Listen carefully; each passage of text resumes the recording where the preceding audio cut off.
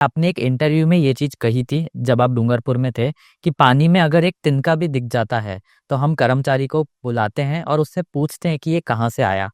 तो अगर हम उदयपुर के पर्सपेक्टिव में बात करें तो आपको लगता है ये करना यहाँ पॉसिबल है? देखिए, मैंने पहले भी कहा और अभी भी कह रहा हूं कि दुनिया में ऐसा कोई काम नहीं है जिसको जहां नहीं कहीं नहीं किया जा सकता है। केवल हमारी इच्छा शक्ति और हमारे विजन में ताकत होनी चाहिए, प्लानिंग होनी चाहिए, और उस प्लानिंग को धरातल पर कैसे उतारे। मैं एक बात पूरे दावे के साथ कह सकता हूं कि ऐसा कोई काम नहीं है जो असंभव है। हाँ, सही बात है। मेरी झील, डूंगरपुर की झील, गंदगी से पूरी तरह से, जब मैं सभापति बना 2 सितंबर 2015 को, बदबू आती थी। हमने उसमें 4 लाख मच्छियां कलकत्ता से लाकर उस झील में छोड़ी। अच्छा। और हमने देखा कि लोग उसमें बाथरूम जा रहे हैं झील के अंदर। चारों लंबा चौड़ा एरिया था, 6-7 किलोमीटर रेडियस का। तो लोगों को कैसे रोका जाए?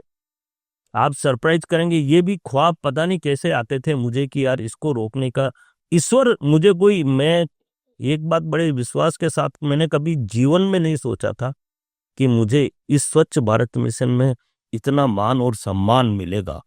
मेरे पास आज भी 25-30 सर्टिफिकेट दिल्ली सरकार के, भारत सरकार के, केवल इस स्वच्छ भारत मिशन के ही नहीं, जल के क्या, पर्यावरण के क्या।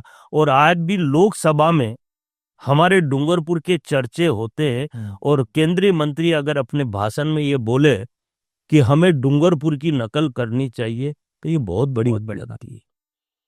मेरा ये बहुत स्पष्ट है कि हम अगर झीलों को स्वच्छ बनाना चाहते हैं तो आम जन को हमें जागृत करने की आवश्यकता है। अगर कोई कचरा डालता है तो उसके खिलाफ दंडात्मक कार्रवाई होनी चाहिए, बहुत स्पष्ट बात है, और सही में होनी चाहिए। और उसको केवल दिखावा नहीं कि हाँ हाँ, लोग दिखावा करते, हमने दिखावा नहीं किया, हमने काम किया। हमें भी बहुत समस्या आई पहले पहले शुरू में। हमने उस झील के अंदर जब लोग बाथरूम करते थे, गंदगी करते थे किनारों पर, तो हमने एक शिव जी की बड़ी प्रतिमा लगाई झील के। अपने अपने तरीके, मेरा तरीका ये था। सही बात है। तो वो जैसे ही वो शिव जी की प्रतिमा लगी, लोगों ने उस झील में गंदे हाथ धोने तक बंद कर दिए। फिर हमने स्टेप बाय स्टेप चले, हम मछलियां हमने छोड़ी दी थी। हमने कहा कि लोगों को मोटिवेशनली हमें तैयार करना है कि ये झील सुंदर है, इसे सुंदर बनाना है।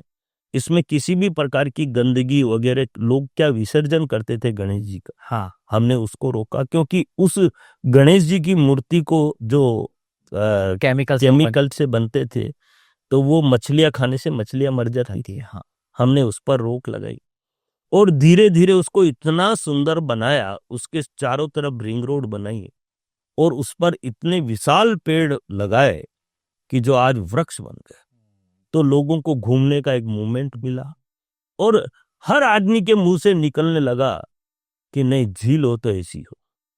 तो ये सब कुछ, हमारे यहाँ झील में भी गंदा पानी आता था।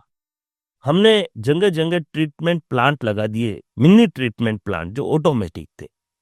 गंदे पानी को रोक दिया, तो उससे अच्छा पानी वो फिल्टर होके अंदर आने लगा। तो नेचुरल है कि झील के अंदर पानी कांच की तरह से दिखने लगा। उसमें नौका विहार चालू कर दिया।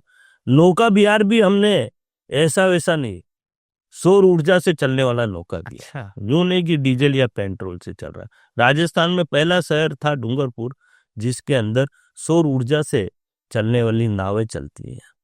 तो ये सब चीज नवाचार हमने धीरे धीरे धीरे धीरे किए और उसमें हमें जनता का भरपूर सहयोग मिला। आज हमारी झीलें भी साफ है, हमारा डूंगरपुर भी साफ है। क्या बात है सर, क्या विजन है सर आपका। सर